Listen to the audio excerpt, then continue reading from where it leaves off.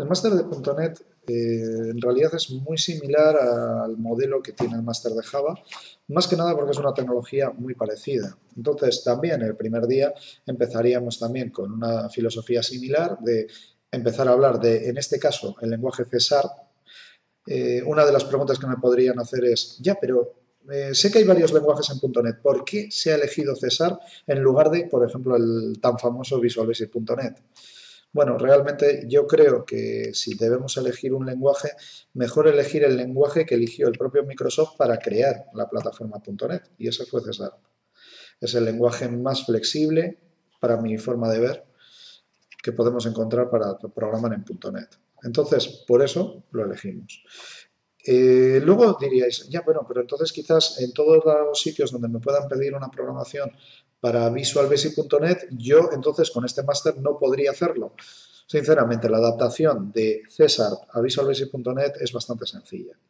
De hecho, hay hasta conversores de código. No os recomiendo que los utilicéis directamente, pero sinceramente es, una vez aprendido un lenguaje, el otro es programar exactamente igual escribiendo de forma diferente. Si yo tengo que abrir una ventana, las bibliotecas que tengo que acceder son exactamente las mismas, use Visual Basic.NET o use C Sharp. Y eso realmente es el 90% de todo el código que hacemos. Entonces, el comprender la sintaxis de un lenguaje, de hecho, en el caso de hablar de este máster, por ejemplo, en el que hablamos de C Sharp, nos lleva muy poco tiempo. O sea, será, pues no sé, un 10% quizás de todo el máster. Y eso salpicado entre muchos conceptos.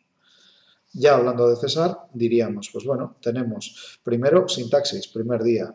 Siguientes días, normalmente puede llegar a ocupar quizás la primera semana, hablaremos de programación orientada a objetos. Esto, tanto en el máster de Java como el de .NET, puede llamaros la atención, decir, bueno, pero eso no es hablar del sexo de los ángeles, ni mucho menos.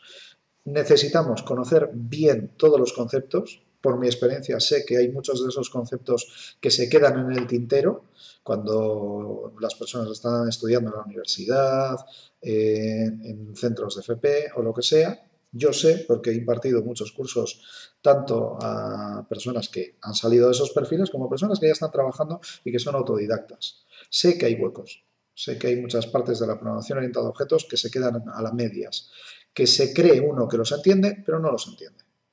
Entonces, por eso damos tanta importancia a esa parte, para que se tengan completamente claros esos conceptos, porque luego son necesarios a lo largo de todo el máster. Si yo voy a hablar de cómo se trabaja con una ventana, estoy hablando de un objeto que tiene unas características. Si no entendemos en su totalidad eso, haremos lo que yo llamo actos de fe. Es decir, me creo que esto funciona y yo sé que si tecleo esta fórmula mágica, me va a funcionar. Pero si nosotros entendemos de verdad cómo funcionan las cosas, no es que me lo crea, es que sé perfectamente por qué escribo cada punto, cada coma y cada sentencia. Por supuesto, eso me da mucha más independencia a la hora de programar. Seré capaz de adivinar, entre comillas, cómo funciona una biblioteca mucho más rápido que el que está buscando por Google a ver cómo se puede hacer no sé qué. Entenderé el porqué. Incluso corregiré código que encontraré por Google que esté mal, o que no esté bien planteado, o que me ofrezcan una clase que no está suficientemente bien hecha. Podré ser crítico y eso también me parece muy importante. Ya dicho eso, si hablamos de orientación a objetos, después pasaremos a hablar de pues, la API básica también, al igual que hacemos en Java, y hablaremos de ficheros, también hablaremos de threads y más. Luego ya pasaremos a la parte de acceso a base de datos. En el caso de .NET, el acceso a base de datos se llama ADO.NET.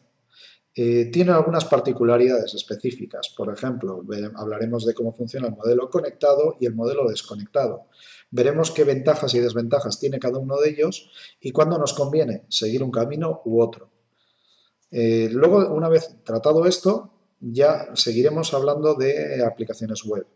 Al igual que en Java, primero hablaremos de HTML, CSS y JavaScript. Luego ya, una vez hablado eso, que es la parte cliente, pasaremos a la parte servidora, en la que en nuestro caso hablaremos de ASP.NET. En ASP.NET hay varias formas de realizar páginas de servidor que se pueden utilizar desde el cliente. Aunque hay nuevas tecnologías que también merecen su mención, en un principio una de las más populares y que todavía se sigue usando muchísimo y se seguirá usando son los web forms. ¿Por qué? Por su velocidad de desarrollo. Nosotros si tenemos que hacer un formulario web, en el caso de .NET, solo arrastramos y soltamos controles y con eso ya tenemos hecho un formulario que va a ser bastante parecido al proceso de desarrollo de una aplicación de ventanas. Y por esa razón se utiliza mucho. Entonces hablaremos de eso.